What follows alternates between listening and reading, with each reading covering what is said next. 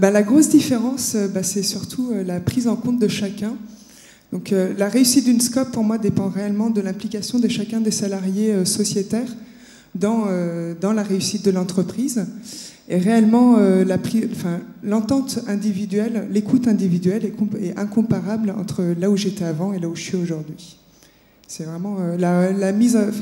Au-delà du fait que chacun ait une voix, etc., on sait qu'on est au même niveau dans le conseil d'administration, c'est vraiment l'individu et individu dans une SCOP, je veux dire, à la différence de grosses structures où on est individu au sein de sa cellule, à peu près, mais on est noyé dans la masse de la structure.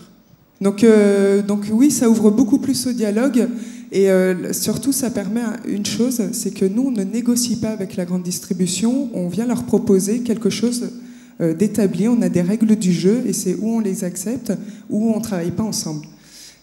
Expliquer un peu notre structure et notre mode de fonctionnement permet de mieux expliquer nos règles du jeu et pourquoi est-ce que tout n'est pas négociable, notamment par exemple face à la grande distribution. Il y a une règle du jeu très classique qui s'appelle les budgets de référencement, etc. Nous, on ne fait pas ça. Et quand on explique notre structure, qu'on explique que le capital appartient aux salariés, qu'une partie de nos résultats servent à financer des projets au sud, forcément, on est moins bloqué face à des personnes qui ne comprennent pas pourquoi est-ce qu'on refuse ces budgets de référencement et qui nous ouvrent leurs portes quand même. Il y a des structures en SCOP, des groupements d'enseignes, de magasins de proximité avec lesquels on travaille. Et honnêtement, je pense que c'est grâce à notre statut SCOP qu'on a de telles relations avec eux. C'est souvent dans le format système U, proximité. Après, dans le système Leclerc et système U, effectivement, qui sont en coopératif, ils comprennent mieux notre démarche, donc oui, ça aide. Pour nous, la vraie facilité vis-à-vis de ces groupes, surtout, c'est que ce sont des groupes d'indépendants et pas des groupes, des gros groupes comme Carrefour où il faut négocier une fois au national, une fois au régional, etc. Là, c'est vraiment des personnes. On parle à des personnes quand on parle à un groupe coopératif. On parle plus à une enseigne quand on parle à un groupe intégré. On essaye de prendre ce qu'il y a de meilleur dans ce que fait le secteur classique, c'est-à-dire être dans le dialogue, être dans la transparence, c'est-à-dire que nous on fait des points réguliers sur l'entreprise où on annonce quels sont les écarts de rémunération par exemple.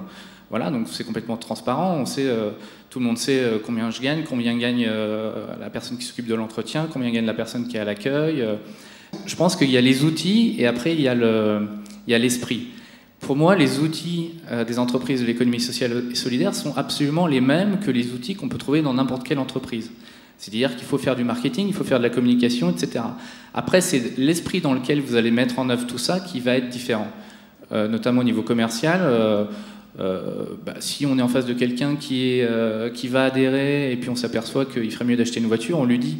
Voilà, enfin, c'est des petites choses comme ça on ne fait pas de vente forcée, on essaye d'être dans une relation plutôt de service et de conseil. On retrouve des modes de management classiques, c'est-à-dire qu'il faut veiller à la qualité opérationnelle de tous les services qu'on met en œuvre, et de la gestion des flux, ça c'est classique.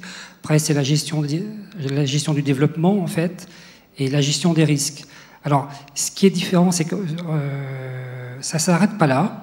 Il faut soi-même veiller pour soi-même à ce qu'on soit immergé dans la cité, c'est-à-dire que le mode d'exercice du crédit coopératif, sachant qu'il s'adresse en permanence à des coopératives, à des associations, à des mutuelles, à des comités d'entreprise, à des syndicats, à des PMI ouvertes sur un réseau relationnel, eh bien, ça veut dire qu'il a toujours une relation triangulaire, il a toujours une relation avec son client sociétaire, mais en plus, il a une relation permanente avec un réseau auquel adhère le client sociétaire. Je crois qu'on a plus de pérennité, plus de régularité. On n'a jamais des politiques de stop and go. On ne va pas dire qu'on sera très présent sur tel secteur et puis que dès que le secteur sera l'objet de difficultés nouvelles qu'on n'avait pas anticipées, on va se retirer comme ça avec armes et bagages d'un coup. On ne pratique jamais ce genre d'attitude.